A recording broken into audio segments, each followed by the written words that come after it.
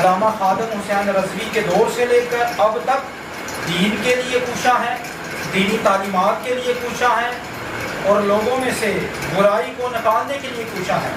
ताकि कोई शैतानी वसवसा किसी के मिजाज में काम ना कर सके और अक़वाम में और मसालक में ना तो तफरका पैदा हो और ना ही किसी किस्म का रंजो गम पाया जाए, बल्कि तमाम तर मज़ाहब पाकिस्तान में अमन आमा को फ़रोग़ देते हुए अमन से ज़िंदगी गुजारें और अमन से ज़िंदगी गुजारते हुए पाकिस्तान की सालमियत की दुआ करें। ये मुल्क कायम है तो हम सब कायम हैं और लबैक के साथ हम मुतफिक हैं। और जो भी सबसे मेरी रिक्वेस्ट है कि सब मिलकर इनको ज्वाइन करें और इनके साथ काम करें। जैसे तहरीक लबैक के बारे में, लेकिन पहले तो दिल्ली माना, लेकिन जब इन्होंने सही तरीके से गाइड किया, एक दो मीटिंग और भी की, तो हमें मालूम हुआ कि तहरीक लबैक जो है वो एक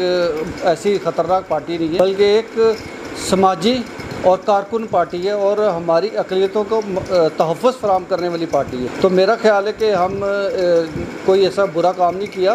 कि तहरीक लबैक ज्वाइन किए, बल्कि हमने बहुत अच्छा काम किया और इनके साथ कंधे से कंधा मिलाकर हम चलेंगे। शुक्रिया।